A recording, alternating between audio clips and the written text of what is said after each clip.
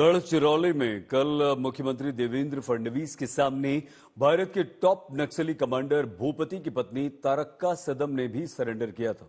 तारक्का पर सरकार ने 25 लाख रुपए का इनाम रखा था। उसके पति पर कई सारी सरकारों ने 1 करोड़ रुपए का इनाम रखा था। एक साथ 11 नक्सलियों के सरेंडर को गढ़चिरौली से नक्सलवाद के खात्मे के रूप में देखा जा रहा है।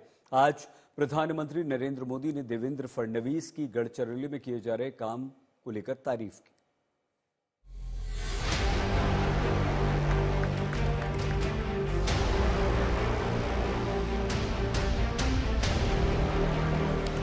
गढ़चिरौली में मुख्यमंत्री देवेंद्र फडणवीस के सामने सरेंडर कर रही इस महिला को गौर से देखिए। ये भारत के टॉप नक्सली कमांडर भूपति की पत्नी तारक्का सिदम है। इस नक्सली महिला पर सरकार ने 25 लाख का इनाम रखा था। 62 साल की तारक्का सिदम ने कुल 1 करोड़ 3 लाख के इनाम वाले 10 अन्य नक्सलियों के साथ नए साल के पहले दिन गढ़चिरौली पुलिस मुख्यालय में सीएम के सामने आत्मसमर्पण कर दिया।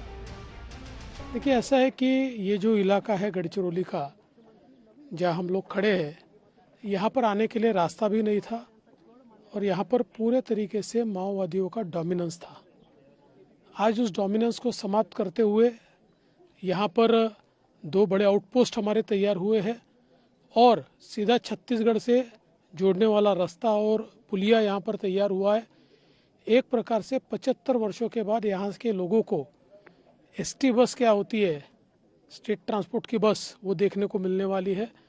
इसलिए मैं मानता हूँ कि बहुत महत्वपूर्ण दिवस है। हमने ये कहा था कि गढ़चिरौली ये महाराष्ट्र का अंतिम जिला नहीं होगा, महाराष्ट्र का पहला जिला होगा। उसकी शुरुआत हमने कर दी। तारक्का सिदम का पति भूपति अभी भी मोस्ट वांटेड है। भूपति दंडकारण्य विशेष क्षेत्र का प्रमुख है और महाराष्ट्र, छत्तीसगढ़ और तेलंगाना राज्यों में उसके ऊपर 1 करोड़ का इनाम है।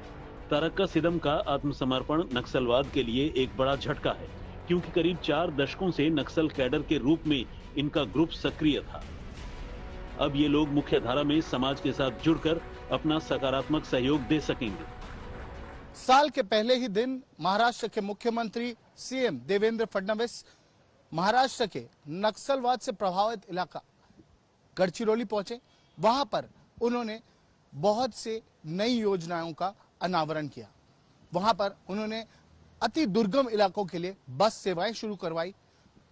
करीब 11 नक्सलवादी जो कि जिनके ऊपर 1 करोड़ से ज्यादा के इनाम थे, जिसमें दंडकारण्य जोनल कमेटी के जो हेड हैं भूपति, उनकी पत्नी तारक्का सिदम भी शामिल है। उन लोगों ने सरेंडर किया। तारक्का सिदम ये भूपति जो इंडिया का मोस्ट वांटेड नक्सलाइट कमांडर है, उसकी पत्नी है। उन्होंने भी सरेंडर किया और 10 नक्सलवादियों ने सरेंडर किया और उनका स्वागत किया देवेंद्र फडणवीस जी ने। सीएम देवेंद्र फडणवीस ने 1 जनवरी 2025 का दिन गढ़चिरौली पुलिस के C60 कमांडो के साथ बिताया। मुख्यमंत्री ने कल गढ़चिरौली जिले के लिए सौगातों की बारिश कर दी। सीएम फडणवीस ने करोड़ों की परियोजनाओं की सौगात के साथ कहा, बहुत जल्द गढ़चिरौली नक्सल से पूरी तरह मुक्त होकर स्टील सिटी का दर्जा प्राप्त करेगा। माओवादियों के साथ टक्कर लेकर और गांव के लोगों ने जिस प्रकार से उसमें मदद की है, इसके कारण एक बड़ा परिवर्तन नजर आ रहा है।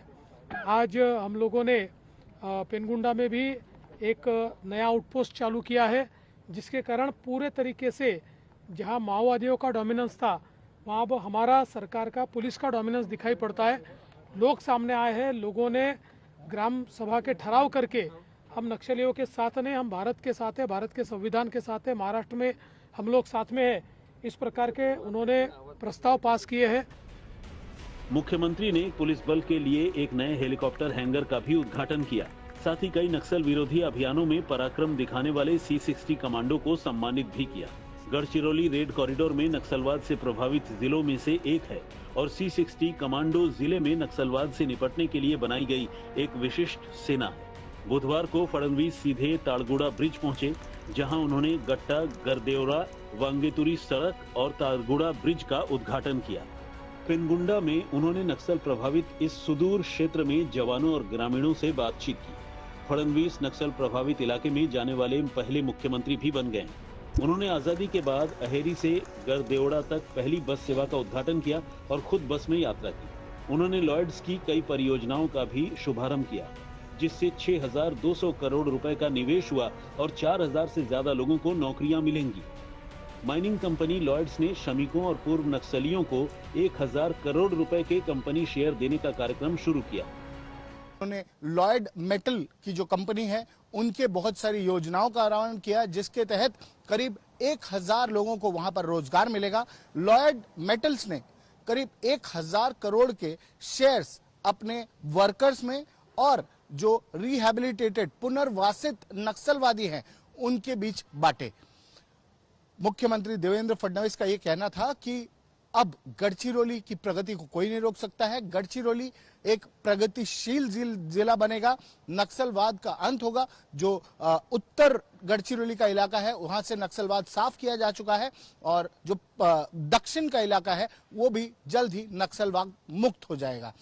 इस योजना में बहुत से नक्सलवादी, उन्हें नक्सलवाद छोड़कर पुनर्वासित करने की जो महाराष्ट्र सरकार की योजना है उस पर भार दिया गया, उसके बारे में बताया गया। मुख्यमंत्री देवेंद्र फडणवीस ने साल का पहला दिन C60 कमांडो, जो कि गढ़चिरौली पुलिस का एक एलिट फोर्स है, एलिट कमांडो टीम है, उनके साथ व्यतीत किया, गढ़चिरौली पुलिस के अफसरों के साथ व्यतीत किया। इसके साथ ही गढ़चिरौली देश का पहला ऐसा जिला बन गया है जिसने हरित खनन परिचालन शुरू किया। नक्सलियों के खिलाफ इस अभियान में महाराष्ट्र सरकार को पीएम मोदी और गृह मंत्री अमित शाह का भी पूरा साथ मिल रहा है। प्रधानमंत्री नरेंद्र मोदी ने गढ़चिरौली जिले के लिए महाराष्ट्र सरकार के प्रयासों की भी तारीफ की है। गढ़चिरौली में साल 2024 में 24 नक्सली मारे गए और 18 नक्सली गिरफ्तार किए गए थे। पिछले 6 महीने में 16 नक्सली और इस बार 11 मिलाकर अब तक कुल 27 लोग मुख्य धारा में जुड़ने के लिए आगे आए हैं। फडणवीस ने सरेंडर करने वाले नक्सलियों को भरोसा दिया है कि उनके पुनर्वास के लिए सरकार हर मुमकिन कोशिश करेगी। गढ़चिरौली से वेंकटेश दुडमवार के साथ दिव्येश सिंह, मुंबई, आज तक।